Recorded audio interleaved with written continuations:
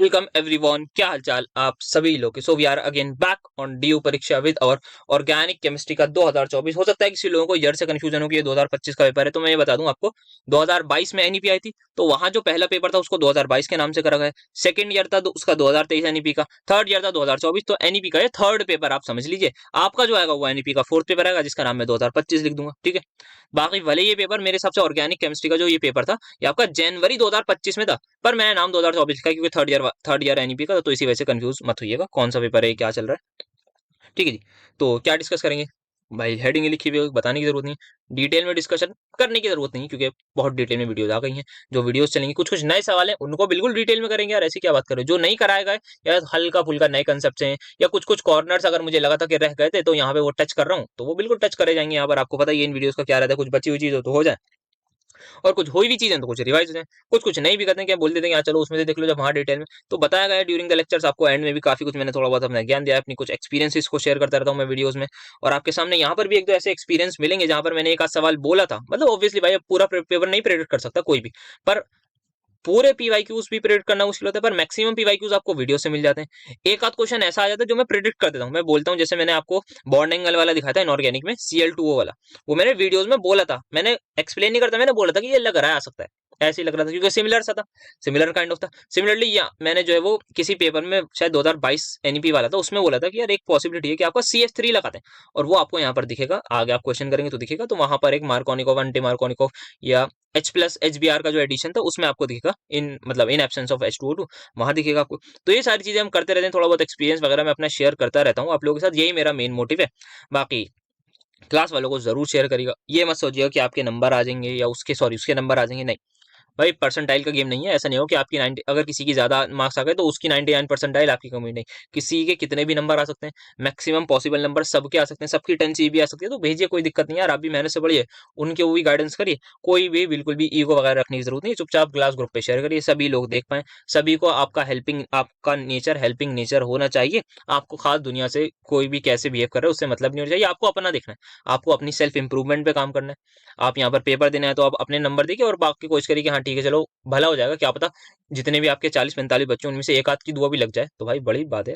तो दुआएं लेने का काम आपको जो है वो जिंदगी में सीखना है। मैं आगे आप जब वीडियो देखेंगे तो आपको पता लगेगा कि मैं क्या बोलता हूँ, कि आपका काम जो मेन मोटिव रहना चाहिए वो दुआएं लेना है, आप कैसे भी किसी से की मदद कर सके। दुआएं लॉन्ग टर्म में बहुत काम आती है सर, मतलब बहुत ज्यादा काम आती है, मैंने एक्सपीरियंस करा है कुछ 1-1.5 साल में लास्ट, मतलब बहुत ज्यादा जो आपके काम आ रही है, जब आपको लगता है कि यार अब ये काम होना बहुत मुश्किल है, तो वहां पे जब वो काम हो जाता है तो सच में जो है वो दुआएं काम आती है। तो जरूर आप दूसरों की मदद करते रहिएगा, दुआएं लेते रहिएगा, नॉट जस्ट मतलब ये वाली वीडियो शेयर करिए, बट कभी भी मौका मिला आपको किसी की मदद करने का तो वो मौका नहीं छोड़िएगा, एग्रेसिवली उस अपॉर्चुनिटी को ग्रैब करिए कि ये अपॉर्चुनिटी अगर आपको किसी का हेल्प करने की मिल रही है, क्योंकि आप सभी को पता होगा आप कितने खाली हैं, इन द सेंस बहुत ज्यादा बच्चे, मैक्सिमम बच्चे टाइम वेस्ट करते ही हैं, नॉर्मल है, मतलब कोई वो थोड़ी है, पर कुछ आप उसमें से प्रोडक्टिव निकालने, तो देख लीजिए आप किसी कुछ दुआएं आपके लग जाए तो आप बहुत अच्छा जिंदगी में कर सकते हैं। ये मेरा मोटिव रहेगा। अभी आप सेमेस्टर 1 में छोटे हैं, समझ लीजिए कुछ कुछ चीजों को काम आएंगी, लॉन्ग टर्म गोल के लिए आपके काम आएंगी, जो भी आप लॉन्ग टर्म क्लैरिटी रखिए। डिस्कशन कुछ करना है तो टेलीग्राम पे एडमिन साहब जो भी हैं, मतलब मैं ही हूँ, उनको आप मैसेज करिए, आप डिस्कशन करिए, डीएम में कुछ भी बात हो डिस्कशन करेंगे, कुछ करियर से रिलेटेड आपको करना है बिल्कुल करिए यार, मजा आता है, अच्छी खासी बातचीत आपके सेमेस्टर 3 वाले सीनियर से है ही, तो आप उनसे आप पूछ लीजिएगा कि यार क्या क्या हिसाब रहा, कैसी कैसी बातचीत हमारी होती है, करियर से रिलेटेड हंसी मजाक वीडियोस का अपलोड होंगी, काफी परेशान भी करते हैं वो लोग, मतलब मजाक वाला, मजा मजा आता है उनके साथ भी काफी। तो आपके साथ भी एक बॉन्ड बनेगा तो आपके साथ भी मजा आएगा। तो स्टार्ट करते हैं अपने लेक्चर को, काफी ज्यादा ज्ञान दे दिया। So here we have is an alcohol A, जिसका आपको मॉलिक्यूलर फॉर्मूला दे रखा है ये। भाई इससे ज्यादा आसान सवाल मैंने नहीं देखा। मुझे एक बात बताइए, आपको अल्कोहल पता है क्या होता है? सर पता है, CH3 CH3 OH ग्रुप होता है, तो यहाँ पक्का एक OH ग्रुप होना चाहिए। अब OH ग्रुप किस पे होगा सर? कार्बन पर होगा। अब ध्यान से देखिएगा, एक कार्बन और एक OH हो गया, अब मेरे पास कोई ऑप्शन ही नहीं है भाई, मेरे पास CH3 CH2 OH के अलावा। कोई सोच के मुझे बता दो, C2H6O का जो मॉलिक्यूलर फॉर्मूला है उसमें इस अल्कोहल के अलावा कोई और अल्कोहल हो सकता है? बता दीजिए सोचिए। मतलब इतना ज्यादा ही सिंपल सवाल था कि आपको ए का स्ट्रक्चर यहाँ पे फ्री में दे दिया। अब आप करते रहिए जो आपको कराना हो आराम से। आप कॉन्सेंट्रेटेड H2SO4 लीजिए, एल्कीन बन जाएगी सिंपल सी। इस एल्कीन को आपने क्या करा, ब्रोमीन वाटर से यहाँ पर ऐड करा, ओके। तो यहाँ आई थिंक मेरे हिसाब से ये गलती हुई है यहाँ पर क्वेश्चन में, समझाता हूँ देखिए। तो ब्रोमीन वाटर की अगर मैं बात करूँ, अगर आपने वीडियो लेक्चर्स देखे होंगे तो आपको कहीं ना कहीं आइडिया होगा, ये एंटी एडिशन होती है और हमारा ये सिनेरियो रहता है। नाउ व्हाट एग्जैक्टली हैपेंस, यहाँ पर इन्होंने बोला है the product obtained is dehydrohalogenated, dehydro halogenated with an excess of strong base, जो कि है हमारा सोडा, हाँ सोडामाइड से हमने करा। तो ध्यान से देखिएगा ये चाहते क्या थे कहना। आप मुझे बताइए डीहाइड्रो हेलोजिनेशन का क्या मतलब हुआ? सर आपको जो है वो हेलोजन हटाना होता है। तो यहाँ पर मेरे अकॉर्डिंग जो है सिनेरियो वो ये रहता, लॉजिकल सी चीज है।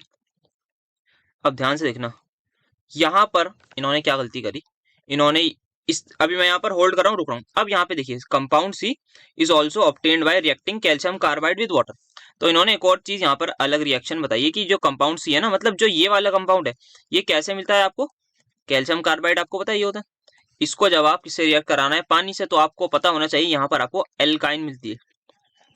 तो मैं इस रिएक्शन से इनकी भावनाओं को समझा और मुझे यहाँ पे पता लगा ये रिएक्शन यहाँ से डी के जिन भी रिस्पेक्टेड प्रोफेसर ने बनाई थी उनसे यहाँ पर ये मिस्टेक हो गई कि सर यहाँ पर या मैम यहाँ पर ब्रोमीन वाटर नहीं, यहाँ पर मेरे according bromine in non polar solvent आना चाहिए, क्योंकि अगर ब्रोमीन वाटर होता है तो मेरे पास यहाँ पर ये OH लगेगा। अगर मेरा bromine in non polar solvent होता है जैसे कि CS2 वगैरह हम लेते हैं, तब यहाँ पर सर या मैम यहाँ पर मुझे यहाँ पर ब्रोमीन तब यहाँ पर ऐड हो गए, तब मेरा डाइब्रोमो प्रोडक्ट मिलेगा। इन दिस सिनेरियो यहाँ मुझे OH करना पड़ेगा। और फिर अगर आप सोडा अमाइड से रिएक्शन कराएंगे तो यहाँ ये सिनेरियो रहेगा मेरे हिसाब से, यहाँ पे ब्रोमीन आएगा। फिर क्योंकि मैंने एक्सेस में लिया है सोडा अमाइड, तब मुझे ये प्रोडक्ट मिलेगा। आई होप सो सभी बच्चों को मेरी आर्ग्यूमेंट समझ में आई होगी, क्या मैं समझाना चाह रहा हूँ। क्या इस क्वेश्चन में मिस्टेक हुई थी? अब यहाँ पर क्या हुआ होगा ये तो पता नहीं यार, आप सीनियर से पूछिएगा उन लोगों का क्या हुआ होगा, क्योंकि मैंने इतना ध्यान नहीं देता लास्ट ईयर, इतना क्वेश्चन मतलब डेप्थ में रीड तो नहीं करता, सॉल्व तो अभी करूंगा आपके सामने, क्योंकि उन लोगों का तो पेपर हो गया, तो उन लोगों को पढ़ाना थोड़ी, तब दोबारा मैंने सोचा करेंगे अगले साल। तो अभी अभी जस्ट मेरी नजर इस पर पड़ी है और यहाँ पर मैंने देखा है, तो मेरे हिसाब से यहाँ पर ये थोड़ी सी परेशानी नजर आई है। ठीक है, तो अब यहाँ पे फर्दर देखें, कंपाउंड सी जो है वो हमें डी दे रहा है, तो अब मेरे हिसाब से ये कंपाउंड सी होगा। यहाँ पे आई एम श्योर कि ये पक्का गलती है। इसके अगर ये गलती कैसे कंफर्म हुई? इस रिएक्शन से ये मेरी गलती, ये जो है ये गलती कंफर्म हो गई। अगर ये रिएक्शन ये ना देते तब हम कुछ और सोच सकते थे कि यार ये पॉसिबिलिटी है, बट ओवरऑल जब भी वो एक्सेस ऑफ स्ट्रॉन्ग बेस की बात कर रहे हैं ना, तो वो एल्काइन ही बनाएंगे। और एल्काइन तभी बनाएंगे जब उनके पास हमारे पास मल्टीपल हेलोजिनेटेड प्रोडक्ट होगा, तभी बनाई जा सकती है एल्काइन। तो ये सिनेरियो था। आई होप आपको यहाँ पे जो क्वेश्चन में मिस्टेक है वो समझ में आई होगी। बाकी अगर आप लोगों के प्रोफेसर से बातचीत हो रही हो या किसी के कांटेक्ट में हो, तो मुझे भी उनसे पूछ के प्लीज बताइएगा क्या सिनेरियो है इस पर्टिकुलर क्वेश्चन का ना। वो बोल रहे हैं आप Hg2 पॉजिटिव से रिएक्शन कराइए यार, तो सिंपल सा कीटोन बनता है यहाँ पर, CH3CHO बना दीजिए, खत्म, आपका ही हो गया सवाल। सारे के सारे आपने बना दिए, सारी की सारी आप सीक्वेंस आराम से लिख दीजिएगा प्रॉपर्ली। यहाँ पे आप कैटायन बना के चाहे तो रीअरेंज करा दिएगा, फिर यहाँ पे लिख दीजिएगा। बाकी ये अगर ऐसी गलती आ जाए तो मैं अगर होता यहाँ पर, मैं अपना एक्सपीरियंस नहीं मतलब मैं इमेजिन कर रहा हूँ, अगर मैं इस पेपर में बैठा हुआ होता तो मैं क्या करता, मैं एक रिएक्शन तो ब्रोमीन वाटर से कर देता और लिखता कि in question it is given that bromine water. पर मैं नेक्स्ट पेज पर क्या करता, according to me it should not be bromine water, it should be bromine in non polar solvent because of the next line that is इसके। तो मैं थोड़ा सा ना अपनी आंसर शीट में लिख देता, ताकि हो सकता है जो टीचर चेक कर रहे हैं उनको आंसर की मिली हो, वो आंसर की तरह टिक टिक करते हुए जाए। अब देयर इज अ पॉसिबिलिटी कि वो ऐसे किसी को आंसर की दे दियो, और there is also a possibility कि किसी अच्छे टीचर को आंसर की मिली हो, तो वो देख रहे होंगे चलो आंसर की से चेक करता हूँ, बट जब वो आंसर शीट पर ये पढ़ेंगे तो उनको कहेगा हाँ यार ये बात तो सही कर, फिर वो कुछ आगे प्रोग्रेस करेंगे। तो मैं इस तरीके से सोचता, बाकी हमारे ड्यू परीक्षा के बच्चे बहुत सारे हैं, तो अगर इस ऐसा सिनेरियो है तो सभी से मैं रिक्वेस्ट करूंगा जो लोग पढ़ चुके होंगे चीजों को कि कुछ इस तरीके का लिख दीजिएगा ताकि सभी तक बात पहुंच जाए। आते हैं यहाँ पर स्टेबिलिटी के, तो यार कार बनाने इसको देखते ही बता दीजिए, यहाँ पर आप इसका रेजोनेटिंग स्ट्रक्चर बना देंगे सभी बच्चे, बहुत बार डिस्कशन आपको मिल जाएगा यहाँ पर वीडियो लेक्चर में, ये बन जाएगा फिर यहाँ होगा, तो आप पूरा का पूरा एक बार सारे के सारे रेजोनेटिंग स्ट्रक्चर बता दीजिएगा। And tell them because of the resonance यहाँ पे नेगेटिव चार्ज कम हो रहा है, स्टेबिलिटी बढ़ रही है, आपने पढ़े रखा है कि रिएक्टेंट से प्रोडक्ट जाने में कब बढ़िया चीज होती है, जब हमारी चार्ज कम। अब यहाँ पर आप देखेंगे तो ये साफ प्लस आई दे रहे हैं, तो ये साफ प्लस आई दे रहे हैं, जिसकी वजह से यहाँ पर क्या होगा, इंडक्टिव इफेक्ट इलेक्ट्रॉन दे रहा है, तो ये नेगेटिव चार्ज बढ़ जाएगा तो अनस्टेबिलिटी आ जाएगी, खत्म, ये आपका स्टेबिलिटी ऑर्डर। ये प्यारा सवाल था। इसको अगर मैं बात करना चाहूँ तो यहाँ पर मेरा सिनेरियो ये है, ये मेरा है कैटायन, सारे के सारे यहाँ पे क्या है आपके CH3, और ये आपके 3 फ्लोरीन आ गए। काफी बच्चों को हो सकता है देखते ही ये लग रहा हो, लगना भी चाहिए, पर मेरे हिसाब से नहीं लगना चाहिए। यहाँ एक CH3 बनाया था बस, बाकी को आप लोग देख लीजिएगा कि सर ये फ्लोरीन है, सर 3 फ्लोरीन माइनस आई करेंगे स्ट्रॉन्ग, मैं कहूंगा बिल्कुल करेंगे। यहाँ भी माइनस आई, यहाँ भी माइनस आई, ठीक, 3 फ्लोरीन आपका स्ट्रॉन्ग माइनस आई करेंगे, तो एक कैटायन स्टेबल, तो बच्चे ये मार्क कर जाएंगे। बट ध्यान से देखिए यहाँ पर, अच्छा सबसे पहले मैं बता दूं यहाँ पर ये स्टेबल क्यों होगा, बिकॉज यहाँ पर इसके पास अल्फा कार्बन है। हमने अपने वन शॉट वाले लेक्चर में ही वो डिस्कस कर लिया था इसका हाइपर कॉन्जुगेशन के बारे में, तो इसमें तो कोई डाउट होना चाहिए। यहाँ पर हमारा हाइपर कॉन्जुगेटेड स्ट्रक्चर बनेगा, यहाँ पे 9 अल्फा हाइड्रोजन होंगे, तो काफी ज्यादा ये हाइपर कॉन्जुगेटेड स्ट्रक्चर इसमें होंगे, तो बहुत बढ़िया तरीके से यहाँ स्टेबिलिटी मिल जाती है इस टर्शियरी कार्बोकेटायन को बाय हाइपर कॉन्जुगेशन। यहाँ से नहीं देखिएगा बेटा, यहाँ पर आप सभी ने एक चीज मिस कर दी कि ये जो फ्लोरीन है, इस फ्लोरीन के पास 3 लोन पेयर है। जब मैं रेजोनेंस बता रहा था तो मैंने रेजोनेंस में आपको कॉन्जुगेशन का सिस्टम बताया था, लोन पेयर, सिग्मा और पॉजिटिव चार्ज, जिसका नाम मैंने लिया था कि ये बैक बॉन्डिंग भी होती है, और यहाँ पर बैक बॉन्डिंग हो रही है। ध्यान से देखिए, इस पर्टिकुलर कैटायन का यहाँ ऑक्टेट कंप्लीट नहीं था। हैव अ लुक हियर, क्या यहाँ पर इस पर्टिकुलर कैटायन का ऑक्टेट कंप्लीट हो चुका है? सर बिल्कुल हो चुका है। जिन लोगों ने वीडियो देख रखी है उनको मुझे ये समझाने की जरूरत नहीं है कि हम किस तरीके से इलेक्ट्रॉन काउंट कर रहे थे। 1 2 3 4, यहाँ पर 5 6 इलेक्ट्रॉन हो गए कैटायन के। यहाँ पर आप देखने जाएंगे तो यहाँ पर 1 2 3 4 5 6 7 8 कैटायन हो गए। सर क्या हो गया सर, ये तो फ्लोरीन पर पॉजिटिव चार्ज आएगा। बेटा कोई बात नहीं, यहाँ देखो ना, ऑक्टेट पूरा हो रहा है। क्या फ्लोरीन का ऑक्टेट पूरा है? सर 1 2 3 4 5 6 7 8, यस सर, फ्लोरीन का भी हमारा ऑक्टेट जो है वो पूरा है, कार्बन का भी ऑक्टेट पूरा है, तो बहुत बढ़िया स्टेबिलिटी होगी, कोई फर्क नहीं पड़ेगा। फ्लोरीन कहेगा मैं पॉजिटिव चार्ज लेने को तैयार हूं अगर तुम्हारा ज्यादा भला हो रहा है, क्योंकि रेजोनेंस हो रही है। रेजोनेंस का मतलब आप ध्यान से समझ रहे होंगे, और resonance is the bigger factor. यहाँ इसको ऑक्टेट कंप्लीट हो रहा है बेहतरीन तरीके से, और कोई ऐसा आइटम नहीं है जिसका ऑक्टेट इनकम्प्लीट हो जाए। यहाँ तो फिर भी H+ की फॉर्म में रहेगा। तो मेरे हिसाब से स्टेबिलिटी का ऑर्डर हमेशा वही आता है जब हम रेजोनेंस को ही प्रायोरिटी देते हैं, तो मेरे हिसाब से the order should be this. तो ये आपका जो है वो ऑर्डर होना चाहिए, ठीक है। तो ऑर्डर क्या होगा हमारे पास, ये ज्यादा स्टेबल होगा। काफी बच्चों ने हो सकता है -i से मिस कर दिया, बाकी एक बार मुझे बताइएगा क्या आपकी रिकमेंडेशन रहेगी। मेरे हिसाब से तो यहाँ पर रेजोनेंस के अकॉर्डिंग हम इस पर चलेंगे। देन रेसिमिक मिक्सचर वाले की बात करूं तो यहाँ पर सबसे पहले आपको रेसिमिक मिक्सचर पता होना चाहिए। क्या ऐसा मिक्सचर जिसमें हमारे पास, हमें पता है किसी भी एक पर्टिकुलर ऑप्टिकल आइसोमर्स के एनेंटियोमर्स होते हैं। एनेंटियोमर्स के बारे में मैंने बात करी थी कि अगर जितने भी मान लेते हैं, मेरा एक एक कंपाउंड है मेरा, उसकी कॉन्फ़िगरेशन है R, तो उसी की जनरली हम बोलते हैं mirror image. In the PYQ videos में मैंने वो वर्ड करी, अदरवाइज एक्चुअल में हम बोलते हैं कि यहाँ पर इस पर्टिकुलर कार्बोकैटायन निकल गया मुझसे, कार्बन की कॉन्फ़िगरेशन, एक्चुअल कॉन्फ़िगरेशन R से S हो जाए या S से R हो जाए, तो मैं बोल दूंगा ये इसका एनेंटियोमर है। अगर दो होंगे तो हम बोलेंगे दोनों की अगर R है तो दोनों की S हो जाए, एक की R एक की S है तो दूसरे की S और उसकी R हो जाए, ऐसा सिनेरियो बोलते हैं हम, ठीक है। तो रेसिमिक मिक्सचर क्या होता है, जब इक्वल क्वांटिटी में दोनों एनेंटियोमर्स हमारे इन अ सेम सॉल्यूशन या इन अ मिक्सचर फॉर्म में प्रेजेंट हो, उसको हम रेसिमिक मिक्सचर बोलते हैं। सर इससे होता क्या है? इससे बेटा ये होता है, हमें पता है जो आर है वो कुछ लाइट को रोटेट करेगा, मान लेते हैं वो +θ रोटेट कर रहा है, तो ऑब्वियसली जो है वो -θ रोटेट करेगा। तो ऑप्टिकल रोटेशन एग्जैक्टली एक दूसरे के नेगेटिव होती है। तो जब हमारी नेट रोटेशन निकालेंगे तो लाइट एकदम रोटेट नहीं करती, प्लेन पोलराइज लाइट जैसे ही आई थी वैसे ही स्ट्रेट पास हो जाती। तो अब मसले की बात हो जाती है कि यार ये कंपाउंड तो ऑप्टिकल एक्टिव होना चाहिए था, पर ऐसा क्यों नहीं हो रहा? Because of the racemic mixture. Now the point is, हमने बात करती थी कि हम एनेंटियोमर्स को सेपरेट मुश्किल से कर सकते हैं क्योंकि उनकी फिजिकल प्रॉपर्टीज सेम होती हैं, तो मैं बॉइलिंग पॉइंट वगैरह का यूज नहीं कर सकता। तो अब क्या करें? तो हमने एक इंपॉर्टेंट प्रॉपर्टी की बात करती कि हम जो है वो किसी भी अगर एनेंटियोमर की रिएक्शन हम कराएंगे किसी ऐसे रिएजेंट से जो खुद ऑप्टिकली एक्टिव हो, तब आपको उसमें डिफर करेगा प्रॉपर्टी में। अदरवाइज अगर मैं किसी सिंपल रिएजेंट से रिएक्शन कराने का है इसकी, जिससे मेरा मन कर रहा है ऐसी लोकल से, जो हमारा लोकल नहीं मतलब जो हमारा वो ऑप्टिकली एक्टिव ना हो, उससे मैं रिएक्शन कराने का है, तो दोनों लोग सेम रिएक्शन देंगे। तो मुझे डिफर चाहिए क्योंकि मुझे अब सेपरेट करना है। तो उसी के लिए हमने एक ट्रिक देखी थी जिसका नाम होता था रेजोल्यूशन, और यहाँ पर हमने डिटेल में बात करती है। अच्छा यहाँ पर मैंने आपकी डेफिनेशंस भी लिख रखी हैं और ये आपको पूरी की पूरी डिटेल वाली वीडियोस में मिल जाएगी। दैट इज, ये सवाल आपका उसमें होगा स्टीरियो केमिस्ट्री में, तो वहां पर जाके देखिएगा। क्या बताया था मैंने कि हमारा रेसिमिक मिक्सचर होता है जिसमें हमारा आर भी प्रेजेंट होता है, आइसोमर एस भी होता है। तो मान लीजिए मैं ऐसा ऑप्टिकली रिएजेंट लेके आया जिसकी कुछ एब्सोल्यूट कॉन्फ़िगरेशन थी S। अब ये S R से सेपरेटली रिएक्ट करेगा, ये S इस S से भी सेपरेटली रिएक्ट करेगा, तो क्या एक RS और SS का बन जाएगा? इसका मैं एग्जांपल नेक्स्ट वीक दिखाऊंगा। इतना समझ में आ रहा होगा ना, अगर R और S आपस में रिएक्ट करेंगे तो कुछ बना लेंगे प्रोडक्ट, कैसे बनाएंगे वो मैं बात करूंगा।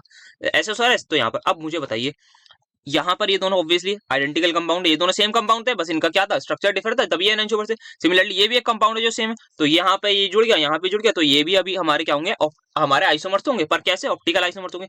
नाउ ये क्या है एक दूसरे के, तो यहाँ पर देखिए इसकी आ रहे, इसकी ऐसे, इसकी ऐसे, इसकी ऐसे, मतलब कुछ कार्बन की एब्सोल्यूट कॉन्फ़िगरेशन चेंज, कुछ की सेम, दैट मींस ये डायस्टीरियोमर हो। और डायस्टीरियोमर्स तो हमें पता है उनकी फिजिकल प्रॉपर्टीज अलग होती है, तो अब मैं उन्हें फिजिकल मेथड से आराम से सेपरेट आउट कर सकता हूं। आई होप सो आपको समझ में आया होगा। हैव अ लुक, यहाँ पर ये रिएक्शन देखी थी, इन्होंने आपको भी एसिड बोला है, तो यहाँ पर मैंने एक एसिड भरा है जो कि एक ऑप्टिकली एक्टिव है। इसकी रिएक्शन हमने एक ऑप्टिकली एक्टिव अल्कोहल से कराने जा रहा हूँ। ऑप्टिकली एक्टिव 2 डिग्री अल्कोहल से यहाँ पे कराई, जिसकी कॉन्फ़िगरेशन मान ली रखी है मैंने एस, मैंने शायद मानी होगी, मुझे एक्जैक्टली नहीं पता, लेट करिए, बाकी आप लोग एक्जैक्टली निकाल लेंगे और बता दीजिएगा। तो यहाँ पर आप उसकी एब्सोल्यूट कॉन्फ़िगरेशन निकाल लेंगे। यहाँ पे जो रिएक्शन है मैं आपको बता रहा हूँ, आपने को शायद अभी ना पता हो, बाकी 11th-12th में पढ़ी होगी कि एस्टेरिफिकेशन रिएक्शन हो रही है। यहाँ एस्टेरिफिकेशन से ये हमारा सिनेरियो रहेगा, क्या होगा, ये यहाँ पे जुड़ जाएगा। सिमिलरली यहाँ पर देखिए, ये क्योंकि एस कॉन्फ़िगरेशन था, यहाँ पर मैंने ऊपर वाले को नीचे पलट दिया, तो ये आपकी एस कॉन्फ़िगरेशन आ गई। मेरे हिसाब से हाँ यही होगा एस, अगर मैं इसकी मिरर इमेज बनाई ना, हाँ ठीक है, मेरे हिसाब से यही हमारी एस कॉन्फ़िगरेशन होगी। सो नाउ ये एस जो है इस रिएजेंट से रिएक्ट करेगा, तो ये सिनेरियो बन जाएगा। क्या आपको यहाँ पर डिफरेंस नजर आ रहा है ना? बस ड्यू टू दिस डिफरेंस, ये साहब हमारे ड्यू टू दिस डिफरेंस हमारे ये लोग बन गए डायस्टिरियोमर्स। अब मैं फिजिकल इनकी प्रॉपर्टीज लगाऊंगी, मुझे जो भी पता होगा बॉइलिंग पॉइंट वगैरह टेक्निक से मैं इनको सेपरेट कर लूंगा, दोनों अलग अलग बीकर में लाऊंगा, एंड एट द एंड मैं हाइड्रोलिसिस कर दूंगा, क्योंकि एस्टेरिफिकेशन एस्टर से जब मुझे दोबारा वापस रिएक्टेंट साइड आना होगा तो मैं हाइड्रोलिसिस ऑफ एस्टर की बात करता हूँ। आपके सीनियर्स को मैंने बहुत ज्यादा इस बार पढ़ा है, तो आप नेक्स्ट सेमेस्टर जब सेमेस्टर 3 में आएंगे तो वहां पर आप भी पढ़ लेंगे मुझसे एस्टेरिफिकेशन डिटेल में। अभी बस देख लीजिए आप यहाँ पर एक्जैक्टली हो क्या रहा है, तो यहाँ पे बॉन्ड, बाकी अगर आपको क्लास 11-12 का याद होगा तो आपको इसको भी समझाने की मुझे ऐसा नीड नहीं होगी, 12th में आती है एस्टेरिफिकेशन की हाइड्रोलिसिस वगैरह। तो यहाँ पर एस्टर की हाइड्रोलिसिस है, सिंपल सा, आपको जो रिएक्टेंट चाहिए था वो वापस मिल गया, जो रिएजेंट डाला था वो एज इट इज मिल गया, और ये दोनों लोग आपके बहुत अच्छे तरीके से सेपरेट हो जाएंगे। सिमिलरली आप इसकी दिखा दीजिएगा, and that's how you have to do. I hope so आपको समझ में आया होगा। Next we have is this stereo isomers बताने हमें सबसे पहले टार्टरिक एसिड के। तो टार्टरिक एसिड का structure, if I am not wrong, ये होता है टार्टरिक एसिड। यहाँ पर एक बार चेक कर लूं, मेरे हिसाब से ये होता है, एक बार जरा मैं चेक करके आऊं, फिर कभी मतलब गलती ना हो जाए। तो यहाँ बेसिकली ये तो मैंने ऑप्टिकल वाला स्ट्रक्चर बना दिया, नॉर्मल स्ट्रक्चर बनाते हैं इसका। तो this is your COH, this is your COH, और यहाँ पर OH, ये OH आ गया। तो this is your tartaric acid, जिसका नाम 2,3 डाई हाइड्रोक्सी और ब्यूटेन डाइओइक एसिड हो जाएगा। ठीक है, ये आपका स्ट्रक्चर बन गया। अब इसके ये बोल रहे हैं कि आप इनके ऑप्टिकल आइसोमर्स बताइए। तो यहाँ पर अगर मैं बात करूं, फॉर्मूला से भी जा सकते हैं, बाकी हम आई डोंट थिंक यहाँ पे इतना फॉर्मूला खेलने की जरूरत है। तो सी यहाँ पर क्या होगा, सबसे पहले मैं यहाँ पर पीछे वाले पेज पे बना देता हूँ एक इसका ऑप्टिकली, और सबसे पहले मैं इसका स्ट्रक्चर बनाने का, यहाँ पर OH लगा दिया, यहाँ पर H, अब यहाँ पर OH या बाद में लगाता हूँ, पहले मैं यहाँ लगा देता हूँ, फिर मैं समझाऊंगा क्यों ऐसा कर रहा हूँ।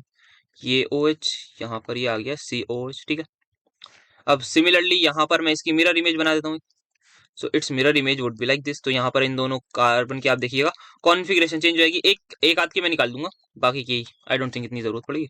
और एक हमारा सिनेरियो रहेगा जहां पर दोनों OH सेम साइड रहेंगे और एक इसी की मिरर इमेज आपके दिमाग में बिल्कुल आ रही होगी। ठीक है जी, ध्यान से देखिएगा यहाँ पर इस पर मैं बात करूं, आइए इसकी कॉन्फ़िगरेशन निकाल लेते हैं। तो सबसे पहले आप सभी को पता होना चाहिए, वन में इस पर्टिकुलर कार्बन को दूंगा, क्यों सर, क्योंकि भाई इसका, सॉरी कार्बन बोल रहा हूं, ऑक्सीजन को दूंगा क्योंकि इसका प्रायोरिटी सबसे ज्यादा होगी because of its highest atomic number.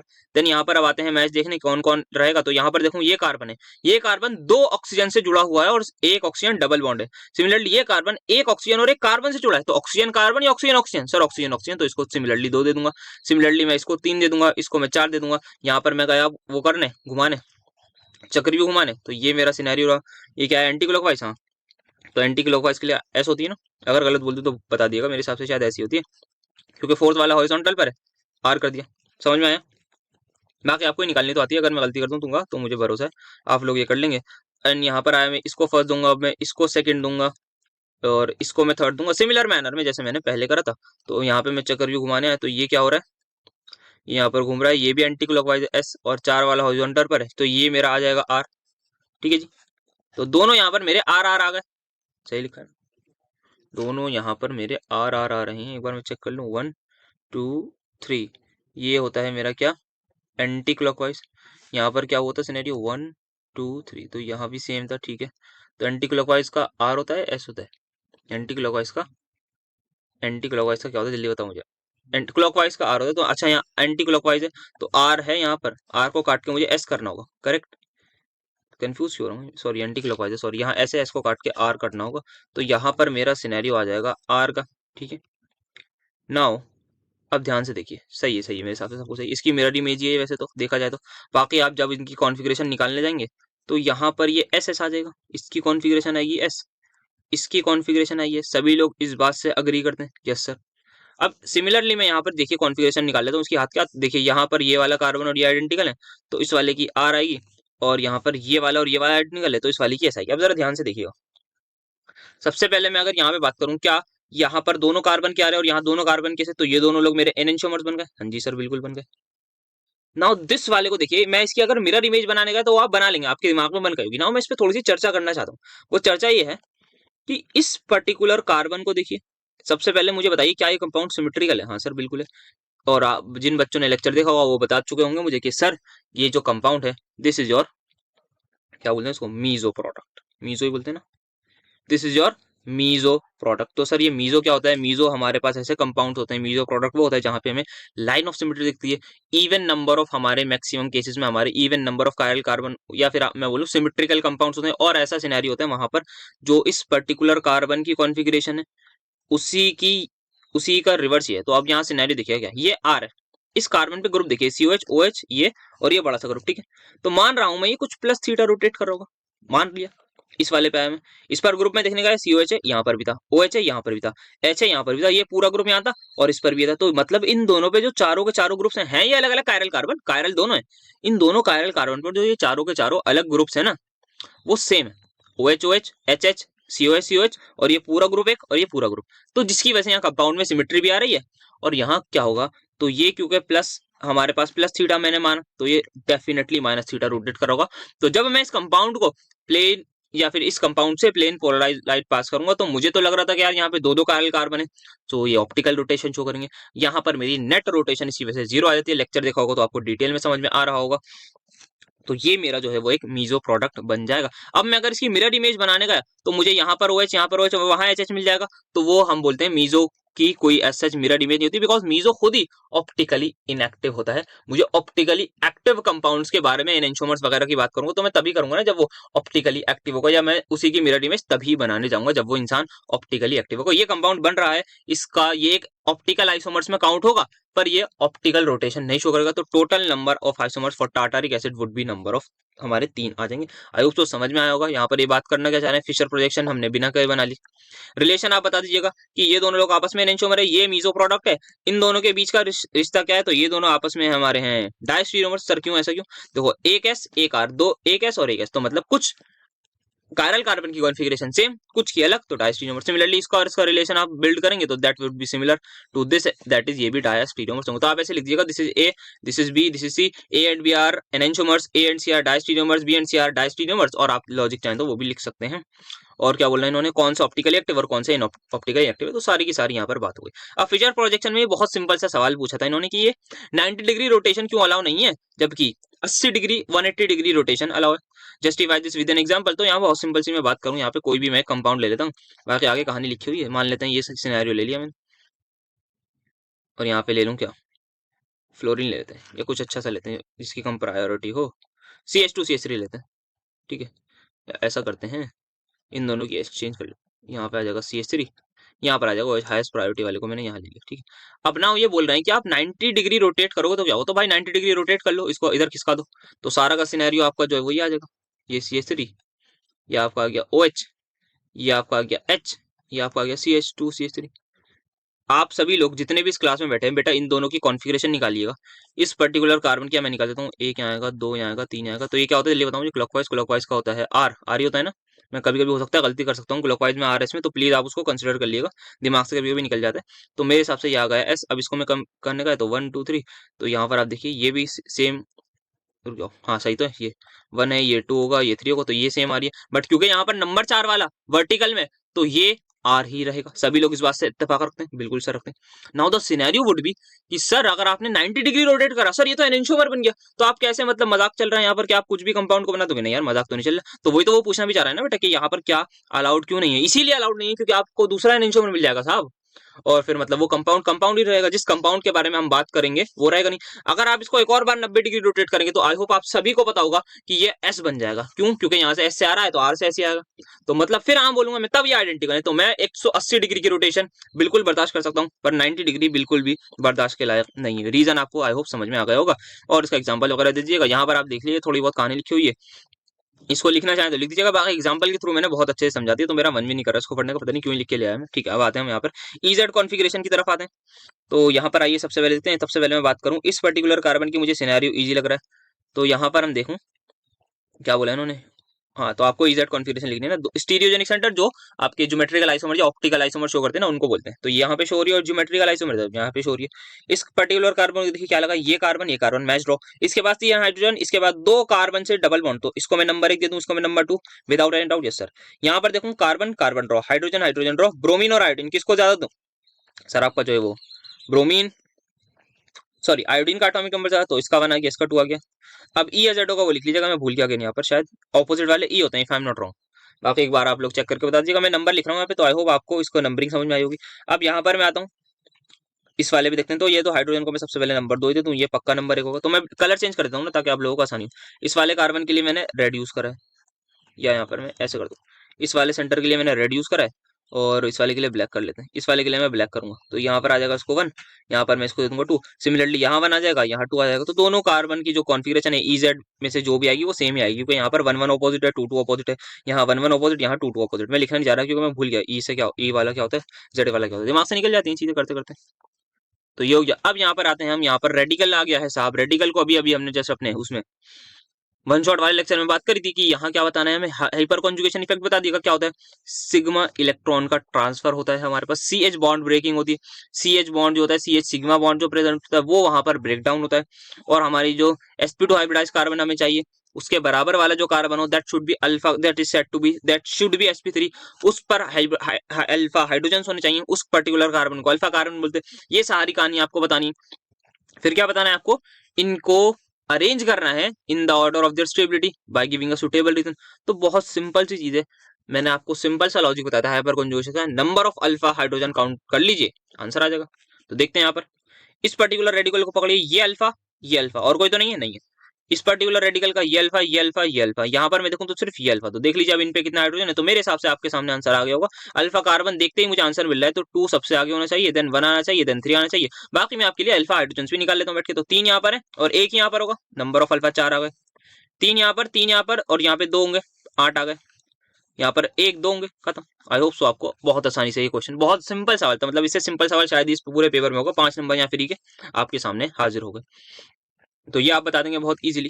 So let have a look on this particular question, जहां पर हमें कन्फर्मेशंस की बात करनी है। एन ब्यूटेन का exact structure during the PYQ lectures वहां पर डिस्कस कर रखा था। C2C3 बॉन्ड अरेंज करना है स्टेबिलिटी के ऑर्डर, और स्टेबिलिटी ऑर्डर का रीजन भी प्रोवाइड करना है। तो quickly let me just have a look उन स्लाइड्स पर, और फिर मैं रिवीजन करा दूं, या पहले मैं बेसिक वाला ये बता दूं। जैसे कि न्यूक्लियोफाइल और इलेक्ट्रोफाइल का ये सवाल था, बहुत सिंपल सवाल था। क्या बोल रहा था ये सवाल, कि आपको अरेंज करना है, सॉरी बताना है कौन इलेक्ट्रोफाइल कौन न्यूक्लियोफाइल। तो आप सभी को पता होगा ये इलेक्ट्रॉन लविंग होते हैं, और ये इलेक्ट्रॉन हेटिंग बोलना चाहें, या फिर आप न्यूक्लियस लविंग, या फिर आप प्रोटॉन लविंग। इलेक्ट्रॉन लविंग है तो इनके पास खुद इलेक्ट्रॉन की कमी होगी, तो that's why are they are said to be electrophiles. इनके पास इलेक्ट्रॉन ज्यादा होंगे। तो सबसे पहले देख लीजिए इलेक्ट्रॉन एक्सेस किसके पास है, ये आपको पक्का देखते ही पता लग रहा है, this is going to be your nucleophile. ठीक है, ये अमोनिया इसके पास लोन पेयर होते, तो this will be also your nucleophile. ठीक है सर, बाकियों को कैसे पता है सर, ये तो न्यूट्रल है। अगर आपने वेकेंट ऑर्बिटल वाली चीज देखी है, तो वहीं से आपको पता लग जाएगा। ये आपको नंबर ऑफ इलेक्ट्रॉन कैलकुलेट करने आते हैं तब भी। AlCl3 में मुझे बस सोच के इतना बता दो, एल्यूमिनियम के वेकेंट या एल्यूमिनियम के टोटल इलेक्ट्रॉन कितने हो रहे हैं। सर ये आपने सिखाया अभी जस्ट, कैसे सिखाया बेटा? सर ये तो बताया था आपने, 1 2 3 4 5 6। सर यहाँ तो एल्यूमिनियम के 6 इलेक्ट्रॉन हो रहे हैं। हाँ बस ये पूछना चाह रहा था, अगर इसके 6 इलेक्ट्रॉन हो रहे हैं तो काइंड ऑफ कार्बोकेटाइन है। हाँ सर, तो कार्बोकेटाइन को आप क्या बोलेंगे, उसी सिमिलैरिटी से सोचिए सर। कार्बोकेटाइन को आप, जिस बच्चे ने मुझे बता दिया कार्बोकेटाइन को आप क्या बोलेंगे, वो ये आंसर दे सकता है।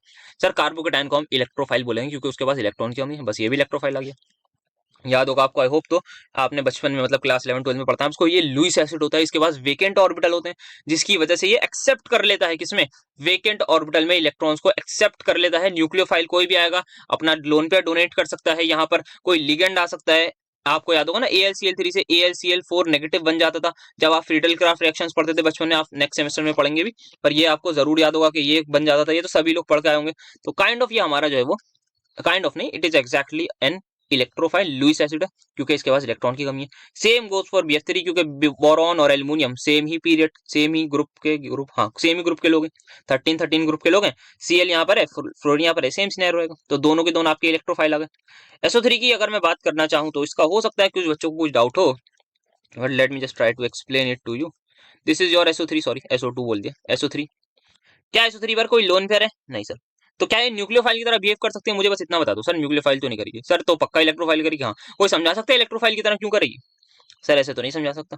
तो अगर मैं बात करूं, अगर आपको कौन सी रिएक्शन में SO3 एज एन इलेक्ट्रोफाइल करिए, मेरे याद नहीं आ रहा। सल्फोनेशन में हम SO3 तो करते हैं, हाँ सल्फोनेशन जब हम पढ़ते हैं तो प्रोबेबली हम SO3 ही हमारा इलेक्ट्रोफाइल की तरह बिहेव करता है। But let me just tell you, sulphur पर ध्यान दीजिए। सल्फर ने यहाँ कितने बॉन्ड बना रखे हैं सर? 6 बॉन्ड बना रखे हैं। समझाने के लिए बता रहा हूँ, बाकी आपको इतना कुछ लिखना नहीं पड़ेगा। सल्फर के बारे में यू गाइस विल से कि इसकी वैलेंस शेल की configuration would be 3s2 3p4 if I am not wrong. 3 में ही होता है ना, हाँ ठीक है। तो यहाँ पर ये 6 बॉन्ड तब बनाएगा जब सारे के सारे इनपेयर्ड होंगे, दैट मीन्स हाँ सर। तो यहाँ पर मुझे 3D2 लाना पड़ेगा। सर 3D कहाँ से लें बेटा? वीकेंड ऑर्बिटल हो ना, काफी बात कर रखी है हमने इसकी। मैंने बेसिक वाले लेक्चर में भी बताया था कि यहाँ पर 3D ऑर्बिटल को आपको कभी भी ओवरलुक नहीं करना है। तो यहाँ पर इसके ये सिनेरियो रहेगा, यहाँ पे P में 3 इलेक्ट्रॉन, अब यहाँ पे 6 के 6 बॉन्ड बना सकता है, ठीक है जी। तो दैट्स हाउ थिंग वर्क्स। ये आ गए 6 इलेक्ट्रॉन। नाउ यहाँ पे आपको वेकेंट ऑर्बिटल क्या खत्म हो गया काम आपका। तो ये इलेक्ट्रोफाइल की तरह बिहेव करेगा। बाकी ये भी बता सकते हैं यहाँ डेल नेगेटिव है, यहाँ डेल पॉजिटिव है, खतरनाक पोलर बॉन्ड है। कोई भी न्यूक्लियोफाइल आके अटैक करेगा, बॉन्ड ऊपर की तरफ शिफ्ट हो जाएगी, इसका मजा आ जाएगा। तो यहाँ पर न्यूक्लियोफाइल इजीली ऐड हो सकता है, ये भी आप समझा सकते हैं। So that's how you have to answer. तो ये हमारे आ गए न्यूक्लियोफाइल, सिर्फ 2 हैं, बाकी के तीनों इलेक्ट्रोफाइल हैं। तो अगर हम बात करना चाहें अब यहाँ पे अपने सवाल पर आते हैं, दैट इज ब्यूटेन वाले। तो यहाँ पर आप कन्फर्मर देख सकते हैं। सबसे पहला हमारा कन्फर्मर था जहां पे हमने एक्लिप्स फॉर्म बनाई थी। यहाँ पर सिनेरियो क्या था, सिंपल आपको रिपल्जन से देखना है, सिंपल आपको रिपल्जन से यहाँ पर बस खेल देखना है सारा का सारा, कि यहाँ पर सबसे पहले बड़े ग्रुप जो है वो दूर होने चाहिए। जितने दूर बड़े ग्रुप होंगे उतनी अच्छी बात है। अच्छी बात क्या हुई सर? इसमें अच्छी बात ये हुई ना कि रिपेल कम करेंगे एक दूसरे को, बड़े ग्रुप में। इसके बाद भर भर के इलेक्ट्रॉन है, कार्बन के इलेक्ट्रॉन, हाइड्रोजन के भी इलेक्ट्रॉन, बढ़िया बढ़िया बॉन्ड है। तो कार्बन भी बड़ा आटम है, यहाँ पर भी सेम सिनेरियो है। तो ये एक दूसरे से जितना दूर रहे उतना हमारे लिए फायदे की बात है। अब उसका सिनेरियो हम क्या करते हैं, हम हर बार 60 डिग्री रोटेट करते हैं। सभी बच्चा बच्चा इस बात को जानता हो कि ये 120 डिग्री का एंगल है, ये 120, ये 120, ये सारे के सारे 120 डिग्री के एंगल पर होते हैं हमारे एक दूसरे से, ठीक है। इस फॉर्म में जो मैं यहाँ पे बना के दिखा रहा हूँ। अब मैं यहाँ पे इसको थोड़ा सा 60 डिग्री की रोटेशन करूंगा तो ये यहाँ हल्का सा हो जाएगा, इसके बीच में आ जाएगा। तो CH3 यहाँ आ जाएगा, सभी लोग इस बात को अग्री करेंगे। ये यहाँ पे घूम के नीचे आ जाएगा एकदम से हाइड्रोजन, ये वाला हाइड्रोजन। सिमिलरली ये वाला जो है हाइड्रोजन, ये घूम के यहाँ आ जाएगा, that is here. I hope सो आप सभी को ये वाला स्ट्रक्चर समझ में आया होगा। तो मैं यहाँ साइड में बना देता हूँ, ये सिनेरियो कुछ इसका ऐसा रहेगा और ये वाला एज इट इज रहेगा जो था, ठीक है। अब ये 3D में इमेजिन करने की कोशिश करिए, ये थोड़ा सा उधर की तरफ है हाइड्रोजन, ये थोड़ा इधर की तरफ है। तो क्या दोनों CH3 एक दूसरे से दूर हो गए थोड़ा? हाँ सर हो तो गए, बढ़िया बात है, मजा आ गया। अच्छी बात है नहीं सर? बहुत अच्छी बात है। तो इसका मतलब क्या हुआ, हमारा ये स्ट्रक्चर यहाँ पे हमने इनको थोड़ा सा कर दिया दूर। तो ऑन 60 डिग्री रोटेशन हमने रिपल्जन कर दी कम। अब सर ये रिपल्जन बड़ी क्यों? सर यहाँ तो सिनेरियो अलग हो रहा था। तो अब एक और बार जैसे आप 60 डिग्री रोटेट करेंगे, CH3 क्या कुछ यहाँ पर आ जाएगा, मैं दूसरे पेन से रहा हूँ, देखिए यहाँ पर आ जाएगा, इस पर आ जाएगा CH3, हाँ जी सर। ये घूम के कुछ यहाँ आ जाएगा इसके, हाँ सर यहाँ 60 डिग्री, ये घूम के यहाँ आ जाएगा, हाँ सर। तो अब क्या होगा, ध्यान से देखिएगा, ये हाइड्रोजन और ये CH3 आमने सामने हो गए, ये लोग रिपेल करेंगे। सिमिलरली ये CH3 यहाँ पर जो हाइड्रोजन है ये आमने सामने हो गए, सिमिलरली ये हाइड्रोजन आमने सामने हो गए। तो ये लोग एकदम डायरेक्ट रिपल्जन करेंगे। यहाँ पर ये डायरेक्टली आएंगे, आप देख सकते हैं यहाँ पर जब मैं इसको इधर कर रहा था तो ये 60 डिग्री उस साइड है, थोड़ा सा आप इमेजिन कर पा रहे हो 3D में, तो थोड़ा दूर होते हैं, तो रिपल्जन कम होती है यहाँ पर। तो आपको रिपल्जन का एक सिनेरियो समझाना है और फिर द मोमेंट आपने एक और 60 डिग्री का रोटेशन करा तो आपको मोस्ट स्टेबल स्ट्रक्चर मिलेगा, वो आपके सामने यहाँ पर है, देख सकते हैं आप। इसको मैंने बस क्या कर रहा हूँ, मैं पीछे वाले कार्बन को रोटेट कर रहा हूँ इन वालों में, और यहाँ पर बस मैंने आगे वाले को कर दिया। तो सेम सिनेरियो आपका रहेगा, एक और आप उसको शिफ्ट देंगे तो ये पर्टिकुलर कार्बन जो है वो इस जैसा बन जाएगा और यहाँ पर सभी लोग एक दूसरे के ऑपोजिट होंगे, कोई भी आमने सामने नहीं होगा। CH3 आपने आपस में मैक्सिमम दूरी पर मौजूद होंगे। फिर आप रोटेट करेंगे तो आपकी दोबारा वही साइकिल शुरू हो जाएगी, फिर आप जो है वो इसी स्ट्रक्चर पे पहुंचेंगे, फिर यहाँ एंड देन ये आपका सिनेरियो रहेगा। ये बना देंगे, टीचर को समझ में आ जाएगा काफी कुछ। थोड़ी सी रीजनिंग दे दीजिएगा रिपल्जन से रिलेटेड, और रिपल्जन से ही हमारा स्टेबिलिटी का बहुत कुछ लेना देना है। तो ये आपका सिनेरियो रहेगा। अब अगर हम बात करें ऑप्टिकल और स्पेसिफिक रोटेशन की, तो यहाँ पे मैं सबसे पहले डेफिनेशन बताना चाहूँ। स्पेसिफिक रोटेशन की तो फिर भी लेक्चर में बात कर दी। ऑप्टिकल रोटेशन की अगर मैं बात करूं, it is the actual rotation. कोई भी कंपाउंड है मेरे पास, उस कंपाउंड को मैं कितना भी ले लूं, जितना मेरा मन हो, 1 मोलर, 2 मोलर, 50 मोलर या 0.01 मोलर, उसमें से प्लेन पोलराइज लाइट पास करूंगा, एक पर्टिकुलर एंगल पर वो रोटेट होती हुई मिलेगी। वो पर्टिकुलर एंगल मेरा कहलाएगा ऑप्टिकल रोटेशन, कि this is the optical rotation of this particular compound. Now specific rotation में मैं कुछ गिनी चुनी कंडीशंस में करता हूं, जैसे कि मेरे पास डिपेंड करेगा मैं पोलैरिमीटर जो ले रहा हूं वो कितना बड़ा ले रहा हूं, मैं जो कॉन्सेंट्रेशन ले रहा हूँ वो उस बात पर डिपेंड करेगा। तो स्पेसिफिक रोटेशन बहुत चीजों पर डिपेंड करती है, कुछ डिफाइंड टर्म्स में, कुछ डिफाइंड कंडीशंस में, कुछ डिफाइंड सिनेरियोज में हम वो कैलकुलेट करते हैं। तो ये हमारा होता है। तो ऑप्टिकल रोटेशन का मैंने जैसे आपको बता दिया, मैं कुछ भी ले लूँ कॉन्सेंट्रेशन वो चेंज नहीं होगी। तो आपको पता लग जाना चाहिए कि factors affecting optical rotation is nothing, ये एक intrinsic property of the compound depend करेगी कायरलिटी वगैरह पर ही। वहाँ के ऐसा कुछ एक्सटर्नली डिपेंड नहीं करके यहाँ पर मैं लेंथ वगैरह सभी चीजों पर इसको चेंज कर सकता हूँ, जैसे कि आप सभी के सामने ये रही इसके एग्जांपल। जैसे कि स्पेसिफिक रोटेशन क्या है, दैट मेजर्स कितना ये रोटेट करती है and it depends on the concentration length. यहाँ पर इस पर न्यूमेरिकल भी आया हुआ है, शायद पिछले साल न्यूमेरिकल नहीं आया था मेरे हिसाब से, या देख लेंगे, मतलब इस साल जो मैं पेपर सॉल्व करूँ याद नहीं, मतलब आगे आएगा तो हो जाएगा।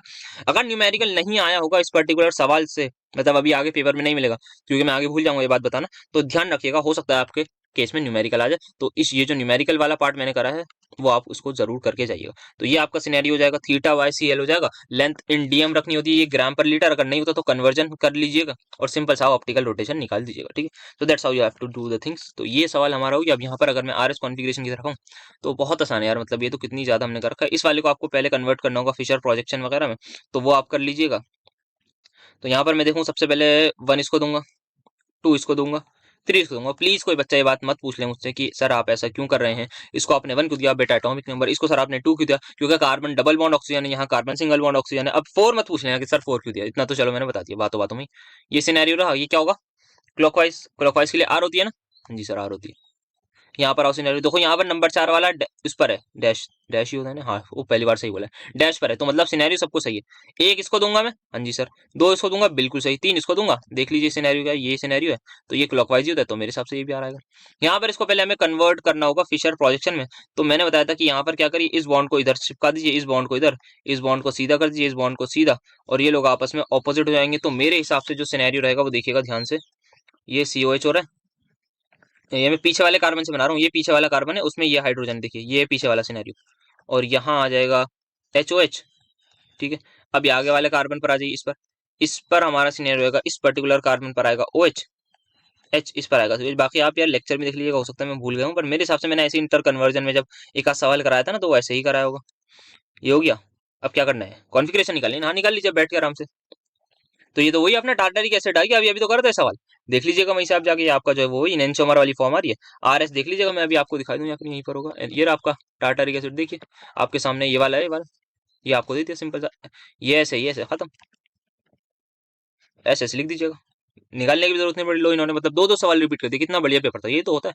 और जिन बच्चों को याद नहीं होगा, जिन बच्चों को वो वाला सवाल नहीं आता होगा, या यहाँ पर एक और चीज दूं, अगर आपको थोड़ा बहुत टार्टरिक एसिड आप भूल लोगे तो यहाँ से याद आ जाएगा। तो that's how things work. Next we have यहाँ पर बहुत सिंपल सी सीक्वेंस रिएक्शन थी, मतलब इससे आसान सवाल मैंने आज तक नहीं देखा होगा। ये आपका सिंपल सी 5 मेंबर रिंग दे दी, कहीं पर भी जहां मन करे बीआर लगा दीजिए, क्योंकि सारे के सारे आइडेंटिकल कार्बन है। कहीं पर भी आपको अल्कोहलिक यूज करना है सर, वो तो बीआर को ही करेगा, ये लगा दीजिए। एन ब्रोमोसक्सिनामाइड में प्लीज कोई बच्चा गलती नहीं कर दे कि ये हमारा अलाइलिक सब्सटीट्यूशन करता है, यहाँ पर बीआर लगा दीजिए या फिर यहाँ लगेगा। तो बस ध्यान ये देना था कि यहाँ एक्सेस में तो नहीं दिया, अगर एक्सेस में दिया होता तो मैं यहाँ पर भी फिर बीआर लगा देता, बट आई डोंट थिंक यहाँ पर मुझे ऐसा करने की जरूरत है। तो ये मेरा ए आ गया, ये मेरा बी आ गया, ये मेरा सी आ गया, मतलब इन्होंने इतना आसान था, कंप्लीट करना था, सिर्फ मैकेनिज्म में नहीं पूछा। बढ़िया यार, मजा आ गया। तो आप सिंपल सा थोड़ा सा कोशिश करिएगा, आप पेज भर दें, तो पेज भर दीजिएगा, एक आध लाइन कुछ लिख भी दीजिएगा, ये बता दीजिएगा कि यहाँ पर आपका ये क्या है, हेलोजिनेशन ऑफ एल्केन है, क्योंकि 5 नंबर का सवाल है ना, थोड़ा लगना चाहिए पेज भरा हुआ। या बता दीजिएगा क्या बोलते हैं, डी हेलोजिनेशन, डिहाइड्रो हेलोजिनेशन हुआ, डिहेलोजिनेशन, डिहाइड्रो हेलोजिनेशन बायल को, ये आप बता दीजिएगा यहाँ पर हमारा एन ब्रोमोसक्सिनिमाइड है, इससे रिएक्शन होती है। तो that's how you have to write. यहाँ पर अगर बात करें 2 मिसाइल, देखो प्रिंटिंग मिस्टेक क्या बोल रहा हूँ, 2 मिसाइल प्रोपेन को हमने ब्रोमिनेट करा इतने डिग्री पर इन प्रेजेंस ऑफ लाइट, ठीक है समझ में आ गया, यही वाले रिएक्शन की बात कर रहे हैं। हीट करो या फिर कुछ भी करो, परसेंटेज ऑफ प्रोडक्ट आपसे पूछी गई है, किसकी, इस पर्टिकुलर इंसान की। रिलेटिव आपको लो, सब कुछ तो आपको रेशियो वगैरह सब कुछ दे दिया, तो मतलब क्या ही इसमें करना है, सिर्फ आपसे मैथ्स करवानी है ना। क्या बोला है इन्होंने, 2 मिथाइल प्रोपेन है, ये आ गया, इसमें आपने जो है वो Br2 से रिएक्शन कराई, और आपका प्रोडक्ट आपको भी पता है कि सर यही मेजर प्रोडक्ट बनेगा। आपने ब्रोमिनेशन में डेप्थ में बात कर रखी है भाई, 3 डिग्री आंख बंद करके मेजर बनेगा, 2 डिग्री सेकंड नंबर पे, 1 डिग्री, क्योंकि because of this particular thing जो आपके सामने। अब यहाँ पर दीज गाइज आर आस्किंग कि परसेंटेज प्रोडक्ट बताइए, तो यार डायरेक्टली सवाल उन वीडियोस में से आया था, आप देख लीजिए, ये जो पिछले साल वाले बच्चे पढ़ रहे होंगे उनको भाई डायरेक्टली ये सवाल मिला है। Percentage of product 2 bromo 2 methyl propane की अगर मैं बात करूं, तो यहां पर हम क्या देखेंगे, इस पर्टिकुलर कार्बन को मैं फोकस रखूं, इसकी हमें क्या देखनी होती थी, दैट इज इसकी जो हमें दे रखी थी रिएक्टिविटी, या मैं बोलता इसका एक वर्ड था मैं भूल गया, 1600 को मैं मल्टीप्लाई करूंगा, उसका वर्ड आई फॉरगॉट, क्या स्लाइड नहीं लाया मैं, वरना फिर मैंने ये लिख रखा था, मैं भूल गया थोड़ा सा, इसको आगे बताता हूँ मैं इस वर्ड को। तो 1600 को मैं मल्टीप्लाई करूंगा यहाँ पर कितने अल्फा हाइड्रोजन से, सर यहाँ पे 3 डिग्री वाले हमारे हाइड्रोजन एक ही था, तो 1600 इंटू 1 डिवाइड बाय क्या करूंगा, यहाँ पर मैं टोटल सिनेरियो का 1600 इंटू 1 प्लस यहाँ पे ये 3 हाइड्रोजन से, यहाँ पर बेसिकली 3 इसके, 3 यहाँ गए, 3 ही आ गए। तो यहाँ पे टोटल 9 हाइड्रोजन से इनटू इनकी हमारे पास जो है वो 1 डिग्री वालों को दे रखा है 1, तो ये आपका सिनेरियो होगा 1600 बटे 1609। सिंपल सा आपका आंसर आएगा। यहाँ पे इंटू 100 करना है क्योंकि परसेंटेज प्रोडक्ट निकालनी है, तो ये आपका आंसर आ जाएगा। नेक्स्ट वी हैव, यहाँ पर आप देख सकते हैं एसिडिक स्ट्रेंथ। सर ये वाला डायरेक्ट सवाल आपका याद नहीं आ रहा आपको? इनऑर्गेनिक पेपर में था। हाँ सर बात तो सही कह रहा हूं। तो इनऑर्गेनिक में डायरेक्ट सवाल ये था यार, आपको एसिडिक स्ट्रेंथ की यहाँ पर बात करें, यहाँ पर और वहां क्या डिफरेंस होगा? आई वुड से वहां पर हमने इलेक्ट्रोनेगेटिविटी की बात करी थी, यहाँ पर मैं थोड़ा सा बस हाइब्रिडाइजेशन पर ले जाऊंगा स्पेसिफिक।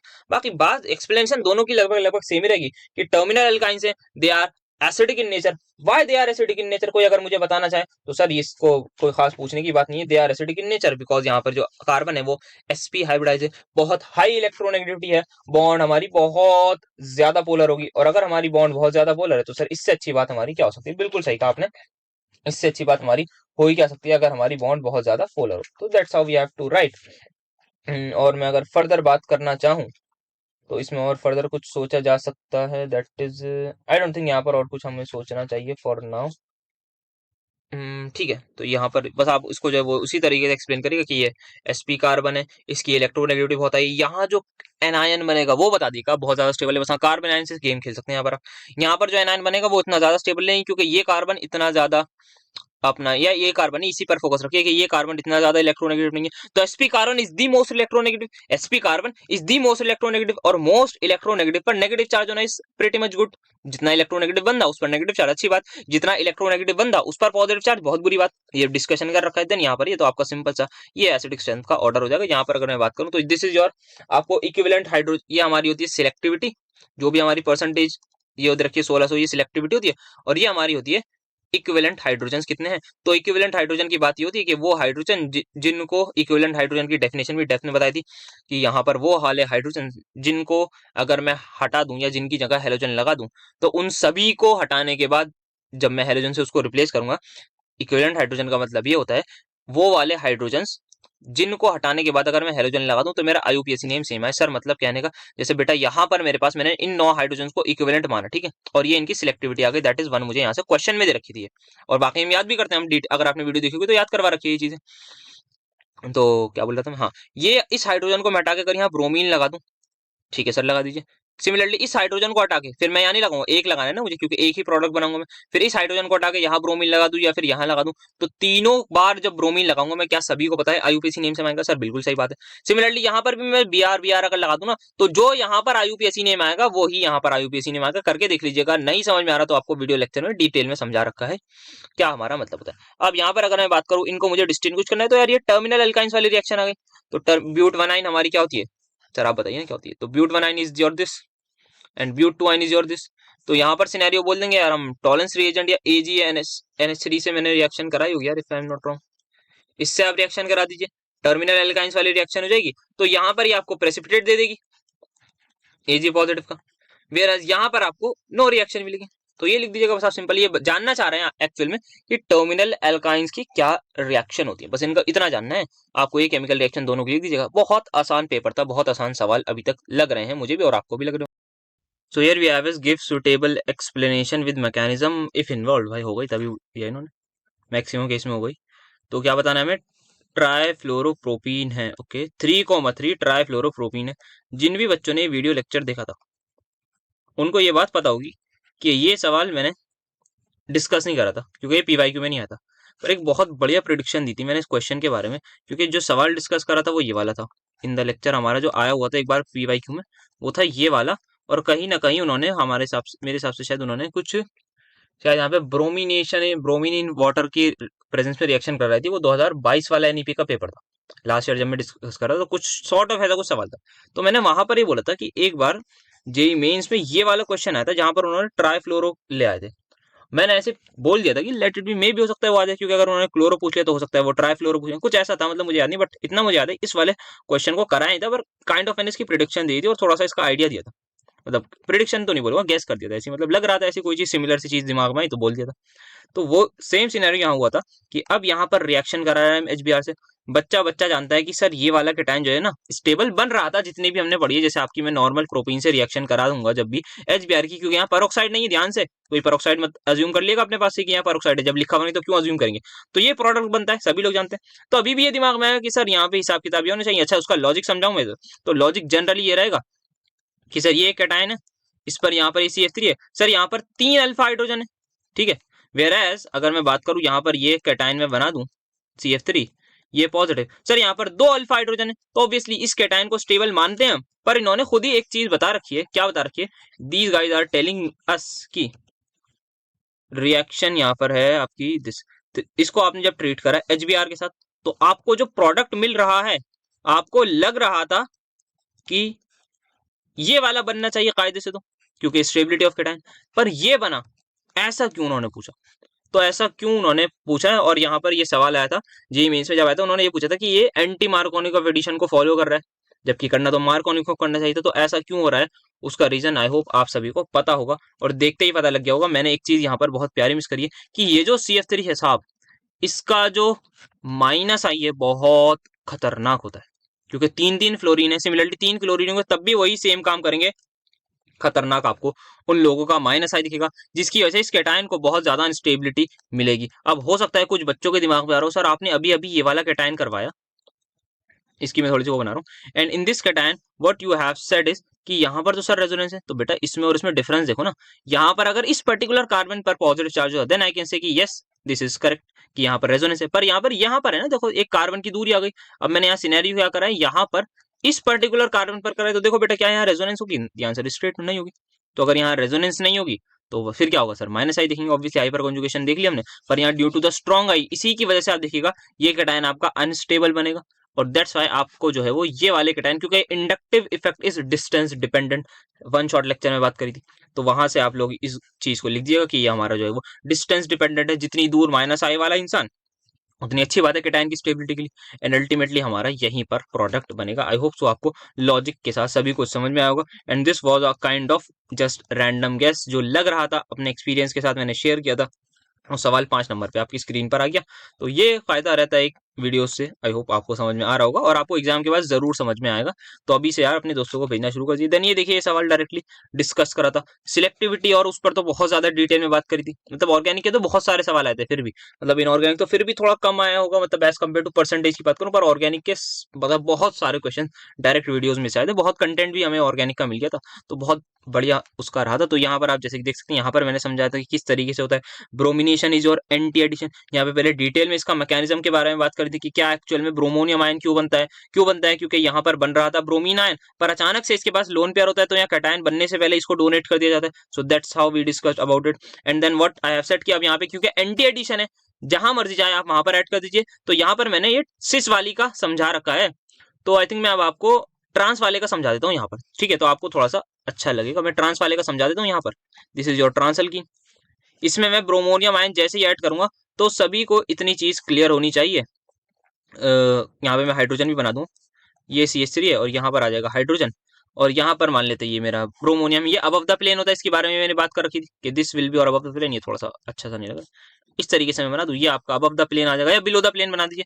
अब क्योंकि एंटी एडिशन है, क्योंकि हमारी एंटी एडिशन है, जहां मर्जी चाहे वहां अटैक करा दी, क्योंकि फिलहाल तो सिमेट्रिकल हिसाब किताब है। मान लीजिए यहाँ इस ब्रोमीन मैं यहाँ पर Br नेगेटिव का अटैक करा रहा हूँ, तो ये बॉन्ड ऊपर की तरफ खुल के सीधी हो जाएगी, ये एकदम नीचे आ जाएगी। तो my scenario would be like this,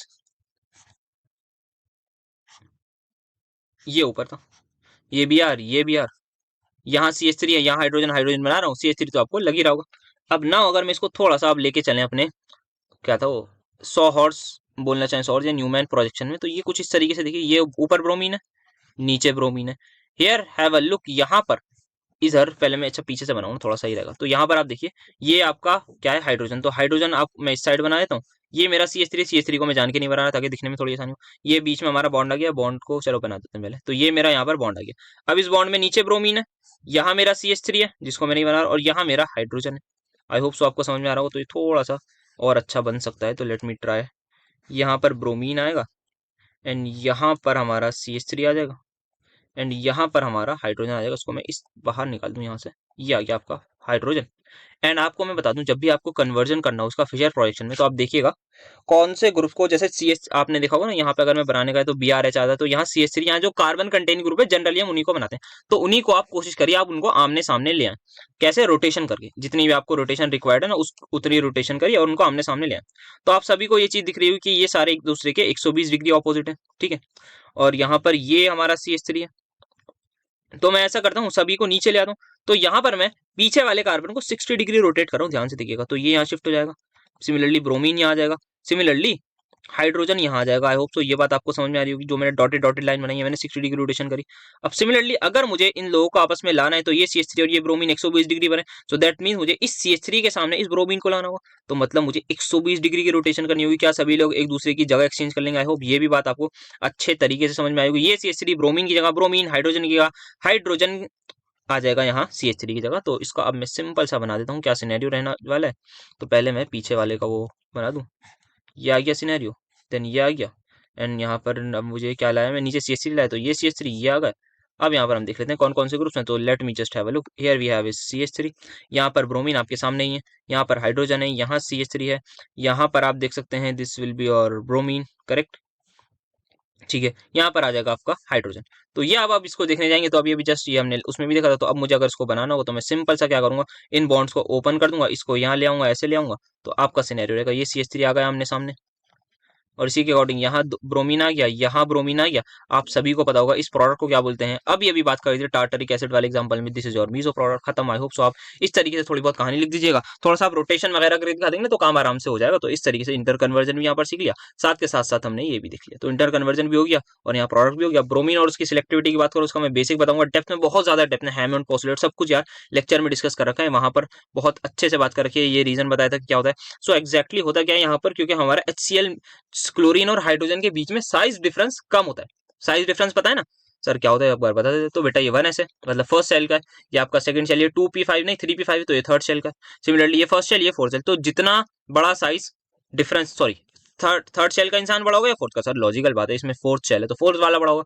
तो अगर इसका साइज कुछ ऐसा है, इसका ऐसा है, सिमिलरली इसका ऐसा है, इसका ऐसा है, तो ऑब्वियसली इनके बीच में जो ओवरलैप होगा वो स्ट्रॉन्ग होगा एज कम्पेयर टू इनके बीच में। तो साइज डिफरेंस अगर होता है तो हम देखते हैं बॉन्ड एंथैल्पी भी हमारे पास जो है वो कम होती है। तो जितना ज्यादा साइज डिफरेंस उतनी बॉन्ड हमारी वीक होती है। तो यहाँ ये मैकेनिज्म का एक स्टेप था जहां पर हम चेन प्रोपोगेट कर रहे थे, तो चेन प्रोपोगेशन का ये स्टेप था। तो यहाँ रेडिकल्स हमारे बन रहे थे, इन रेडिकल्स के बनने में क्या सिनेरियो रह रहा था कि हमारा HCl बन रहा था। वेराज यहाँ पर क्या बन रहा है, HBr बन रहा है। सभी लोग मानते हैं कि यहाँ से अगर मैं रेडिकल निकालूंगा ये होमोलिटिक फिशन होगा, यहाँ H रेडिकल आएगा, ये HCl बनाएगा, ये HBr बनाएगा। तो यहाँ जो प्रोडक्ट बन रहा है मुझे बताइए क्या वो स्टेबल है या नहीं? सर बिल्कुल है। तो अगर हमारा प्रोडक्ट स्टेबल है, रिएक्शन हमारी एक्सोथर्मिक होगी, क्योंकि प्रोडक्ट स्टेबल हो रहा है, तो वो कहेगा मैं कुछ एनर्जी रिलीज कर देता हूँ, क्योंकि स्टेबिलिटी ऐसी मिलेगी ना जब एनर्जी कम होगी। वेराज यहाँ जो प्रोडक्ट बन रहा है that is not at all stable.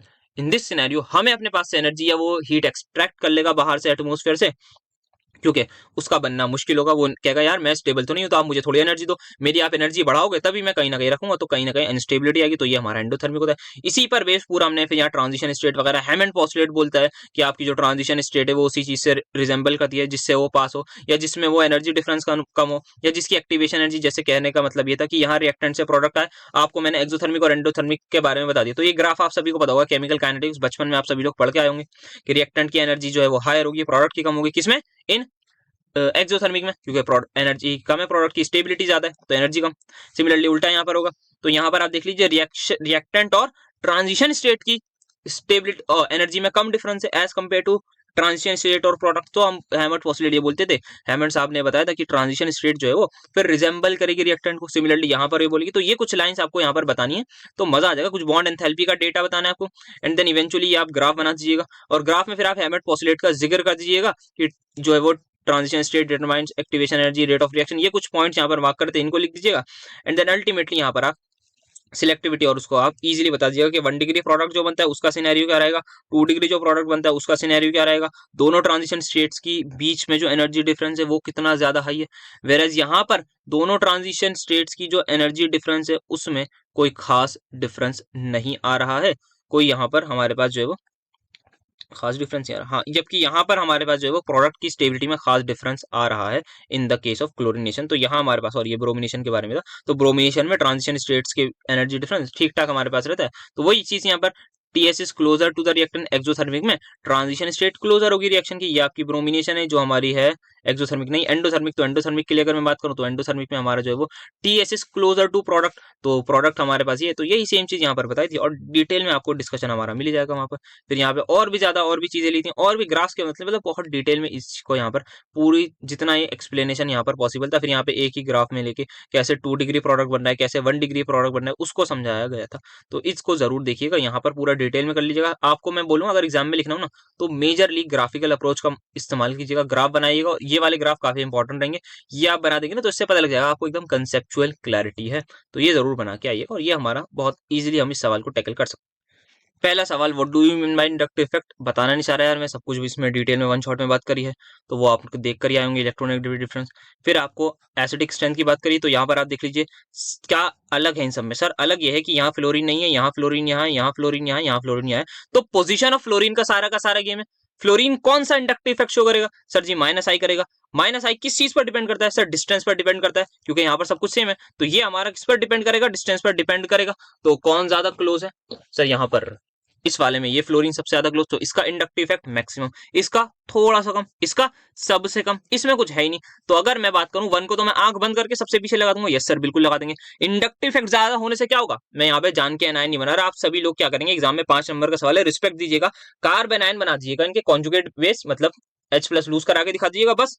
और फिर बता दीजिएगा कि यहाँ पर माइनस आई ये क्लोज है तो स्ट्रॉन्ग है, बस एक एक दो दो लाइन लिख दीजिएगा सबके नीचे। 4 लाइनें 4 स्ट्रक्चर बन जाएंगे और उनकी 4 लाइनें लिख दीजिएगा और बाकी एक ऑर्डर अपना प्रपोज कर दीजिएगा। तो 5 नंबर का सवाल प्यारा बन जाएगा यहाँ पर। और पहले इंडक्टिव इफेक्ट बताना ही है, तो यहाँ अगर मैं ऑर्डर बात करूं तो यहाँ पर 1 सबसे पीछे आ जाएगा आंख बंद करके, 2 सबसे आगे आ जाएगा आंख बंद करके क्योंकि सबसे ज्यादा इंडक्टिव इफेक्ट, फिर उसके बाद 3 आएगा, फिर उसके बाद 4 आएगा। कोई ये ना पूछे कि 1 और 4 में से सर 4 क्यों आए, क्योंकि यहाँ बेटा इंडक्टिव इफेक्ट कुछ तो है, यहाँ कुछ भी नहीं है, भले ही दूर है फ्लोरीन पर कुछ तो इंडक्टिव इफेक्ट है ना भाई। कुछ ना होने से तो something is better than nothing, वही वाला सीन है यहाँ पर। हो गया आंसर। अब यहाँ क्या बोल रहे हैं 2,3 डाइमिथाइल ब्यूटोइन, तो यहाँ पे ब्यूटोइन बना दिया। 2,3 dimethyl butyne if I am not wrong यही होती है, हाँ जी सर यही होती है। Is more stable than 2 methyl butene. कितना इससे आसान सवाल मतलब क्या हो सकता है? हाइपर कॉन्जुगेशन पढ़ के आए हो? हाँ अल्फा एज बता दो बस आप मुझे इसमें। 1 2 3 4 5 6 7 8 9 10 11 12, 1 2 3 4 5 खत्म। इसी से आंसर आ गया। मुझे नहीं लगता मुझे कुछ बताने की जरूरत है। अच्छा आपको क्या करना होगा, आपको तो पूछना होगा, आप 1 2 हाइपर कॉन्जुगेटेड स्ट्रक्चर बना के दिखा दीजिएगा इस तरीके से। यहाँ एनायन शिफ्ट करेगा, यहाँ नेगेटिव आ जाएगा, बता दीजिएगा कि ये एल्कीन को स्टेबिलिटी मिल रही है। सिमिलरली आप लिख दीजिएगा 12 या 11 मोर अल्फा वो hyper same hyper conjugated structure are also being found by this particular alkene.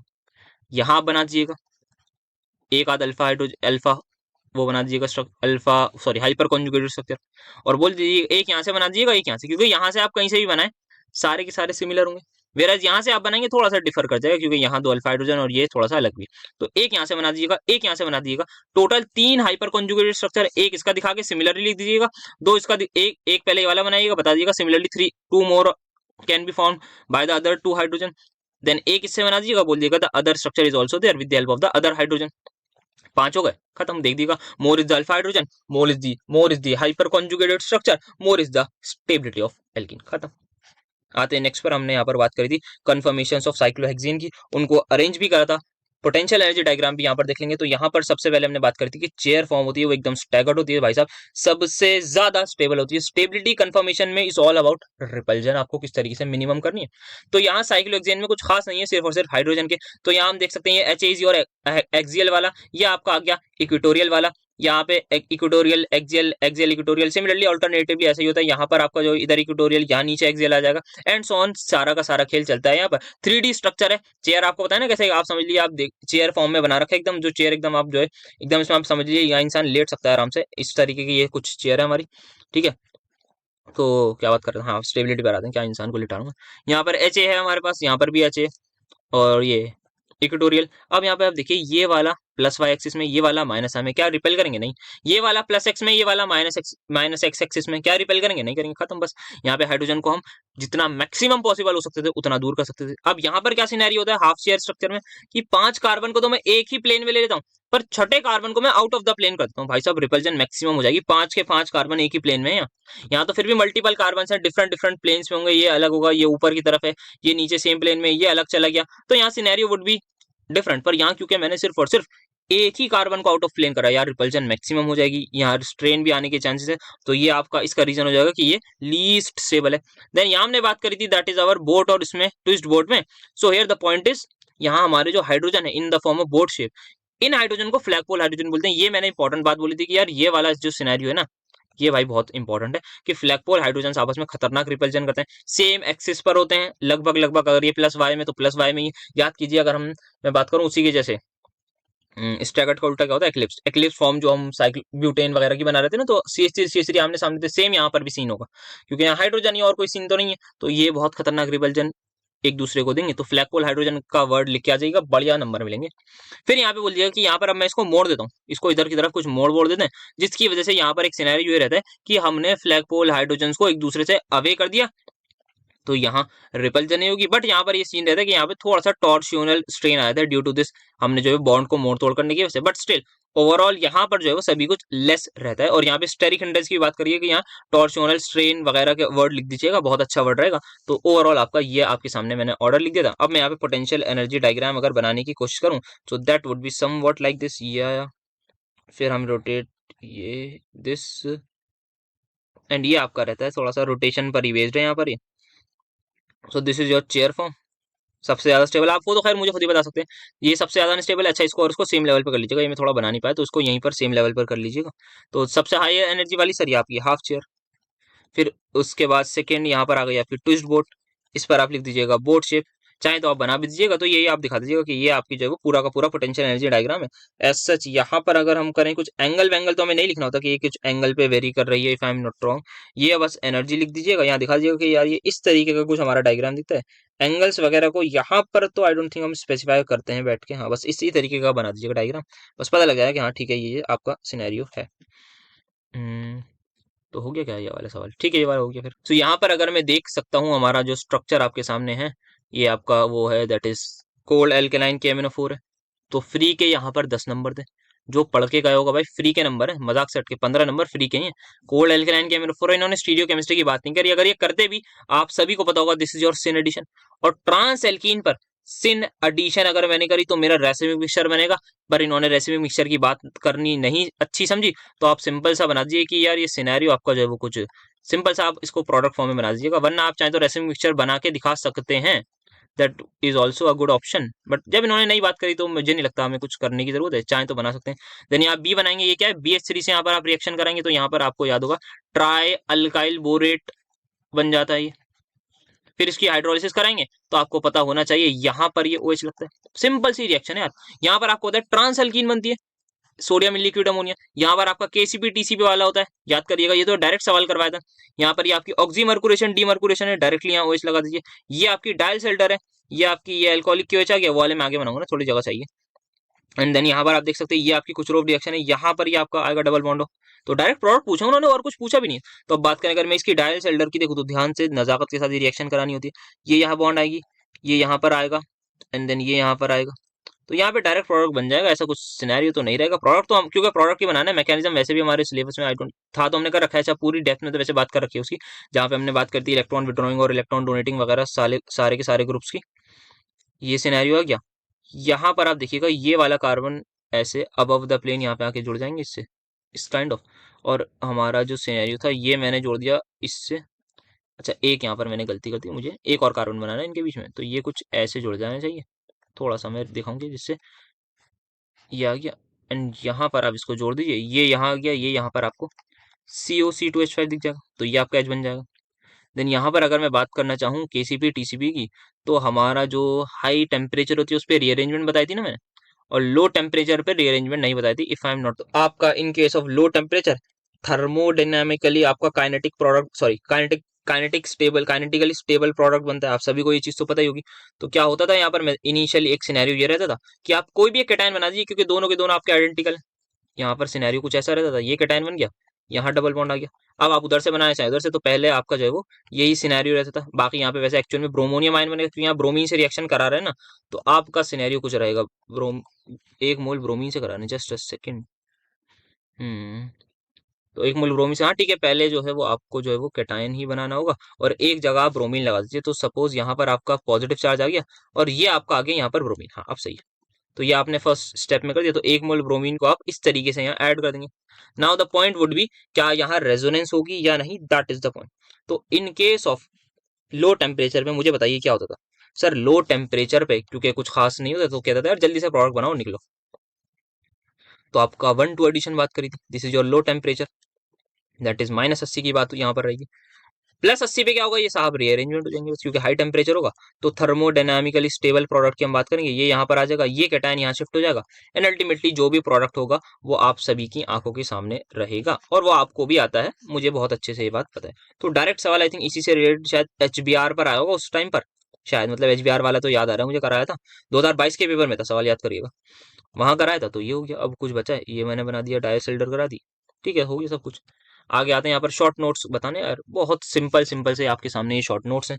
क्या होगा यहाँ पर अगर मैं बात करना चाहूँ, दैट इज सिंपली और राइट अ शॉर्ट नोट, आपको इन सभी पर शॉर्ट नोट लिखने हैं, तो बहुत आराम से लिख दीजिएगा, कोई इसमें परेशानी की बात आई डोंट थिंक होने वाली है। Wurtz Fittig reaction, Wurtz reaction तो हमने करी है, वुड्स फिटिक करी है या नहीं करी बात करता हूँ, अभी रुक जाओ उसकी। E1C भी तो बहुत डिटेल में कर रखी है। Resonance effect I don't think मुझे बताने की जरूरत है, रेजोनेंस इफेक्ट होता क्या है, यहाँ पर हमारी रेजोनेंस क्या होती है, डीलोकलाइजेशन ऑफ इलेक्ट्रॉन। अब रेजोनेंस इफेक्ट क्या होता है, due to some of the group, आपकी एक ही डायरेक्शन में रेजोनेंस होती है। अब रेजोनेंस सिर्फ यहाँ होगी, तो this due to this group आपने रेजोनेंस को एक डायरेक्शन दी थी, इसी की वजह से अब आपका रेजोनेंस इफेक्ट होगा। तो आप रेजोनेंस इफेक्ट में मैं बोलूंगा आप बेंजीन वाले बता दीजिएगा, बेंजीन पर आप डिफरेंट डिफरेंट ग्रुप्स लगा दीजिएगा, एक बार OH लगा दीजिएगा, एक बार CHO लगा दीजिएगा, काम हो जाएगा वहां से आपका सारा, ठीक है। देन यहाँ पर एक नेक्स्ट बात करें E1CB के बारे में, वुड्स फिटिक का भी मैं अगर थोड़ा सा आइडिया दूं, वुड्स फिटिक, यार वुड्स रिएक्शन तो हमने करी है। वुड्स फिटिक में यार ये होता था कि आपका एक हेलोएल्केन लेते थे और एक हेलोअरीन लेते थे। अब मुझे नहीं लगता हेलोअरीन वाला सिलेबस में होता है या नहीं, और ठीक है इन्होंने दे दिया तो कोई बात नहीं, वैसे छोड़ देंगे तो मैं तो एग्जाम में बोलता छोड़ देता, क्योंकि सिलेबस में आई डोंट थिंक अभी मैंने देखा है इसको। पर वुड्स रिएक्शन से ही सिमिलर यहाँ पर होता है, तो आप बोल दीजिएगा क्या होता है यहाँ पर, एक हम हेलो एल्केन लेते हैं, एक हेलोअरीन लेते हैं, सही बोल रहा हूँ ना, वुड्स फिटिक यही होता है ना, हाँ हेलोअरीन लेते हैं, आपस में रिएक्ट करके सेम रेडिकल बनता है, और यहाँ पर हो सकता है इनसे गलती भी हो गई हो, कोई बड़ी बात नहीं है भाई। वुड्स रिएक्शन की जगह एग्जामिनर जो भी पेपर बना रहे हैं उन्होंने कहा वुड्स रिएक्शन थी सिलेबस में, चलो वुड्स फिटिक करते हैं, ऐसे ही मन कर रहा है उनका, तो उन्होंने ये कर दिया होगा कि वुड्स फिट, चलो वुड्स फिटिक कर दें। बाकी वुड्स रिएक्शन के ज्यादा चांस है, PYQ में भी वही आई हुई थी, बट कोई नहीं, दे रखा है तो अब कोई दिक्कत की बात नहीं। तो यहाँ पर आप ये आपका मैंने रिएक्शन बता दी क्या होता है सोडियम की प्रेजेंस में, सेम आप बता दीजिएगा यहाँ पर रेडिकल बनेगा, यहाँ रेडिकल बनेगा, डायमराइजेशन होगा, तो सबको सेम तरीके से बता दीजिएगा कि आपका सोडियम इलेक्ट्रॉन देगा, और देन आपको क्या होगा, इसका एक रेडिकल मिलेगा, इसका एक रेडिकल मिलेगा, NaCl या NaX आपका जो यहाँ पे X लिख दीजिए बेटर रहेगा, कोई भी हेलोजन हो सकता है वो। तो यहाँ पर आपका प्रोडक्ट बनेगा, देन सेम आपका जो है वो चेन इनिशिएशन, फिर आपका जो है वो यहाँ पे रेडिकल फॉर्मेशन, फिर एट द एंड आपका डायमराइजेशन प्रोडक्ट होगा, तो ये आप लिख दीजिएगा, आसान रहेगा। रेजोनेंस इफेक्ट बता दिया। अब बात करूं मैं E1CB की, तो E1CB यहाँ पर डिस्कस करी गई थी ड्यूरिंग द लेक्चर, वो बात करी गई थी जब E1CB की सबसे पहले फ्लो एलिमिनेशन रिएक्शन है, E for elimination, CB for conjugate base, 1 for unimolecular. तो यूनिमोलिक्यूलर मतलब हमारा रेट डिटरमाइनिंग स्टेप में एक ही मॉलिक्यूल टेक पार्ट करता है, ये उसका मतलब होता है 1 का। CB is for conjugate base, ठीक है। अब यहाँ एक्चुअल में होता क्या है, सबसे पहले कॉन्जुगेट बेस बनाना है। कॉन्जुगेट बेस कब बनाएंगे, जब H+ लूज करेंगे। तो कोई भी आपके सामने हेलोजन आ जाएगा, मैं उसके अल्फा कार्बन, या ये बेसिकली अल्फा कार्बन होगा, बीटा से निकालते ना हाइड्रोजन, तो बराबर वाले कार्बन को मैं देखने गया, उसके बराबर वाले कार्बन से पूछा मैंने क्या आप हाइड्रोजन लूज करना चाहोगे, वो कहेगा यार कर तो दूंगा, या तो आप कोई खतरनाक स्ट्रॉन्ग बेस लाओ तभी मैं करूंगा, क्योंकि ऐसा जिसकी एसिडिटी तो होती नहीं, हमें पता है ये sp3 कार्बन है, खास एसिडिक कैरेक्टर नहीं होगा। या फिर हमने बात करी थी कि यार हम ऐसा हेलोजन ले आए जो कहे मैं तो बॉन्ड तोड़ूंगा ही नहीं, और अगर वो बॉन्ड ब्रेक नहीं करेगा तो मजबूरन हमारे हाइड्रोजन को ही बॉन्ड देना पड़ेगा, क्योंकि इसको हमें जबरदस्ती निकलवाना पड़ेगा ना। आप ध्यान से देखिए यहाँ सिनेरियो क्या था, यहाँ ये सिनेरियो था कि अब यहाँ एक कार्बन है, यहाँ एक कार्बन है, दोनों का एसिडिक कैरेक्टर मुझे कंपेयर करना है। जो लोग एसिडिक कैरेक्टर का बेसिक देख के आए वो आराम से बता देंगे एक एनायन यहाँ बनेगा, एक एनायन यहाँ बनेगा, ये वाला एनायन ज्यादा स्टेबल होगा क्योंकि यहाँ पर इसको +I भी मिल रहा है, वेरस यहाँ पर इसको कुछ नहीं मिल रहा, तो ये कार्बन एनायन बन जाएगा गेम में, जैसे ये आ जाएगा। तो अब क्योंकि जबरदस्ती फ्लोरीन को निकलवाना है, तो ये कार्बन एनायन का आओ बेटा अब मैं आपको निकालता हूँ, ये आपका इधर रेजोनेंस करेगा, इसको लात मार के बाहर कर देंगे, क्योंकि CF बॉन्ड बहुत ज्यादा स्ट्रॉन्ग होती है, it is not at all easy to break. आपको मैंने E2 में बताया था, E1 में बताया था, जैसे लास्ट ईयर, अब आपको देख लीजिए E1CB आई हुई, तो आप तैयार रहिएगा, आपको E1 या E2 में से कुछ दे सकते हैं, वो शॉर्ट नोट में हो सकता है या किसी और फॉर्म में भी, तैयार रहिएगा। E1CB भी आ सकती है, मैं ये नहीं कर रहा, पर ज्यादा चांसेस है मेरे अकॉर्डिंग E1 या E2 में से कोई आपसे पूछ लेंगे, तो तैयार रहिएगा, उनको अच्छे से पढ़ के जाइएगा। ये PYQ में तो मैं यही कराऊंगा यहाँ पर, बाकी डिटेल में वो तो हुआ हुआ है लेक्चर्स में।